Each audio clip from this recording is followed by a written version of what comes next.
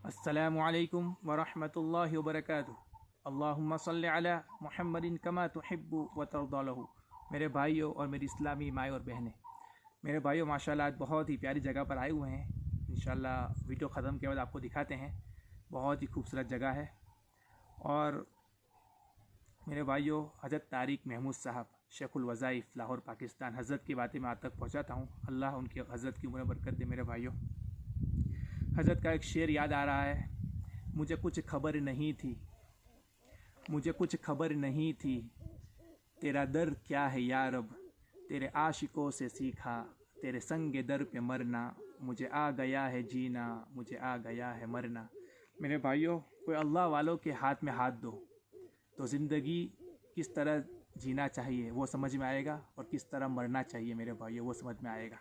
अल्लाह वालों की जूतियाँ सीधी करने के बगैर ये सब चीज़ें आती नहीं मेरे भाइयों।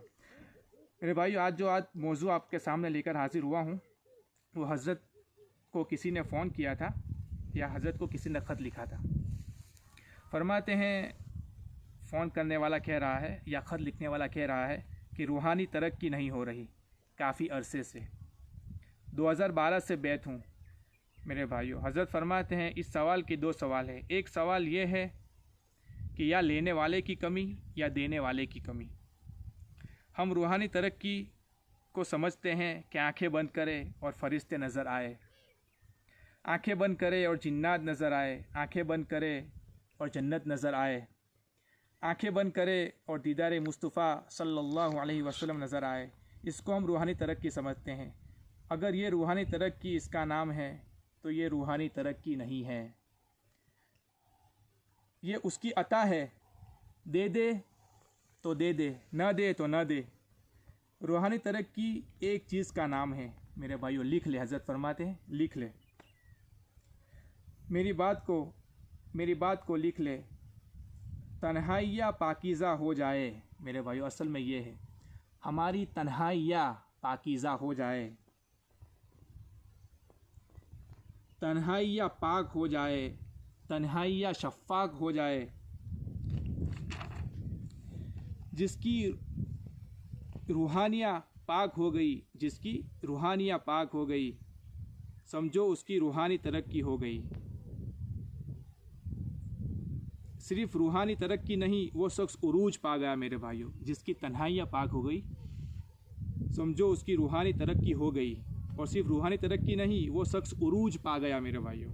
हकीम साहब फरमाते हैं, मेरे पास एक शख्स आया यही रूहानी तरक्की के मुतालिक, तो हज़रत ने कहा तू सादा फ़ोन इस्तेमाल कर ले मेरे भाइयों, सादा फ़ोन, ठीक है।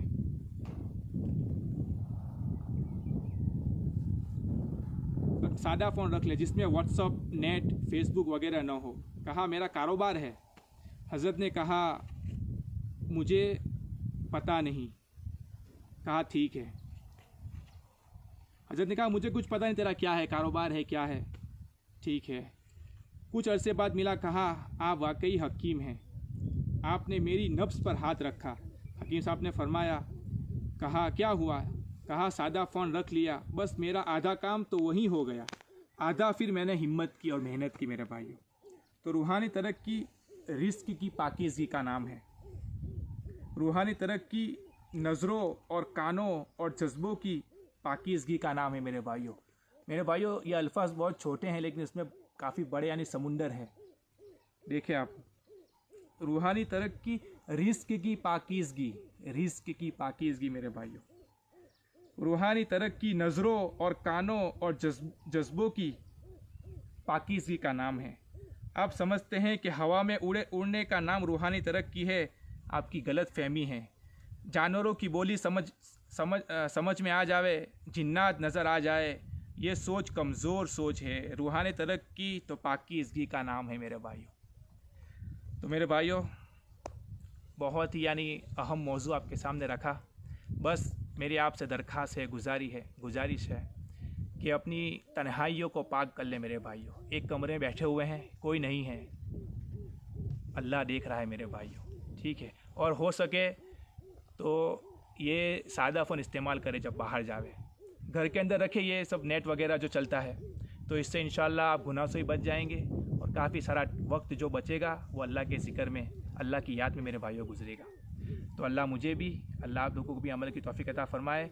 वमा अलैना इल्लल बलाग व आखिरु दावाना अल्हम्दुलिल्लाहि रब्बिल आलमीन। हमारे सब्सक्राइबर माशाल्लाह जगह दिखा दे, बहुत ही खूबसूरत जगह है इंशाअल्लाह।